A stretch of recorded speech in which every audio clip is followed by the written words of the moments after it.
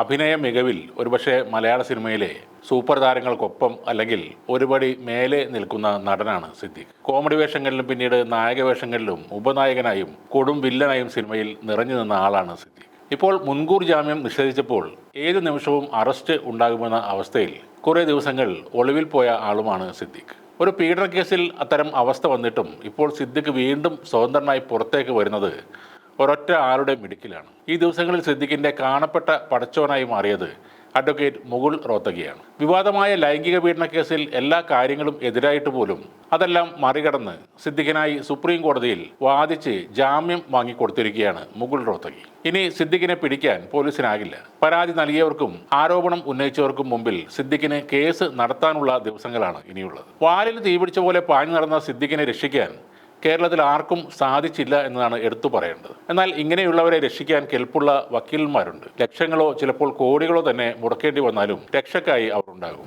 അത്തരത്തിൽ ഒരാളാണ് അഡ്വക്കേറ്റ് മുകുൾ റോത്തഗി. മുകുൾ റോത്തഗി രാജ്യത്തെ ഏറ്റവും സീനിയർ അഭിഭാഷകരിൽ ഒരാളും മുൻ അറ്റോർണി ജനറലുമാണ്. 1993 സീനിയർ അഭിഭാഷക പദവിയിലെത്തിയ റോത്തഗി വാജ്പേയി സർക്കാരിന്റെ കാലത്ത് സോളിസിറ്റർ ജനറലായും സേവനമനുഷ്ഠിച്ചിട്ടുണ്ട്. പ്രധാനമന്ത്രി നരേന്ദ്രമോദി ഉൾപ്പെടെയുള്ള ഉന്നതരുമായി ഏറെ അടുപ്പം പുലർത്തുന്ന ഇതേ മുകുൾ റോത്തഗി തന്നെയാണ് നടി ആക്രമിക്കപ്പെട്ട കേസിൽ നടൻ ദിലീപിന് വേണ്ടി സുപ്രീം കോടതിയിൽ ഹാജരായത്. കോളിളക്കം സൃഷ്ടിച്ച ലഖിംപൂർ ഖേരി കേസിലെ പ്രതിക്ക് വേണ്ടിയും മയക്കുമരുന്ന് കേസിൽ ഷാരൂഖ് ഖാന്റെ മകനായ ആര്യൻ ഖാന് വേണ്ടിയും റോത്തഗി തന്നെയാണ് ഹാജരായത്. മീഡിയ വൺ ചാനലിനെ നിരോധിച്ച കേസിലും റോത്തഗി സുപ്രീം കോടതിയിൽ ഹാജരായിട്ടുണ്ട്. വാട്സപ്പിന്റെയും ഫേസ്ബുക്കിന്റെയും പുതുക്കിയ സ്വകാര്യത നയത്തിനെതിരെ ഡൽഹി ഹൈക്കോടതിയിൽ ഹർജി കൊടുത്തിരുന്നു. പുതുക്കിയ നയം വ്യക്തികളുടെ സ്വകാര്യതയ്ക്കും രാജ്യസുരക്ഷയ്ക്കും എതിരാണെന്ന് ചൂണ്ടിക്കാട്ടി അഡ്വക്കേറ്റ് ചൈതന്യ രോഹില്യായിരുന്നു അന്ന് ഹർജി നൽകിയത്. ആ കേസിൽ വാട്സപ്പിന് വേണ്ടി ഹാജരായവരിൽ പ്രമുഖൻ മുകുൾ റോത്തഗിയായിരുന്നു. ടെലികോം ഭീമനായ വോഡഫോൺ ഐഡിയയ്ക്ക് വേണ്ടി മുകുൾ റോത്തഗി സുപ്രീം കോടതിയിൽ ഹാജരായിട്ടുണ്ട്. കമ്പനിയുടെ വാർഷിക മൊത്ത വരുമാന കുടിശ്ശികയായ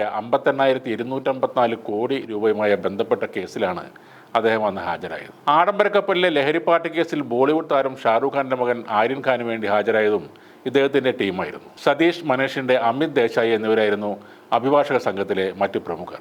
ലഹരിക്കേസിൽ അറസ്റ്റിലായി 25 ദിവസത്തിന് ശേഷം ആര്യൻ ഖാന് ജാമ്യം നേടിക്കൊടുത്തതും റോത്തഗിയായിരുന്നു. നടിയെ ആക്രമിച്ച് പൾസർ സുനി പകർത്തിയ ദൃശ്യങ്ങൾ സാങ്കേതിക വിദഗ്ധരുടെയും അഭിഭാഷകരുടെയും സാന്നിധ്യത്തിൽ ദിലീപിനെ കാണാനും പരിശോധിക്കുവാനും അവസരം ലഭിച്ചത് മുകുൾ റോത്തഗി സുപ്രീം കോടതിയിൽ ഹാജരായി നടത്തിയ വാദത്തെ തുടർന്നാണ്. ഇപ്പോഴും ദിലീപ് കേസിൽ മുകുൾ റോത്തഗി നിയമോപദേശം നൽകുന്നുമുണ്ട്. ഇപ്പോൾ നടിയുടെ പരാതിയിൽ പോലീസ് ചുമത്തിയ ബലാത്സംഗ കേസിൽ നടൻ സിദ്ദിഖിന് ജാമ്യം നൽകണമെന്ന് ആവശ്യപ്പെട്ട് മുകുൾ റോത്തഗി മുന്നോട്ട് വെച്ച എല്ലാ വാദങ്ങളും പരിഗണിച്ചാണ് കോടതി അദ്ദേഹത്തിന്റെ അറസ്റ്റ് തടഞ്ഞ് ജാമ്യം നൽകിയത്. റോത്തഗി എല്ലായ്പ്പോഴും എതിരാളികളെ നിയമപരിജ്ഞാനം കൊണ്ടാണ് കീഴ്പ്പെടുത്തുന്നത്.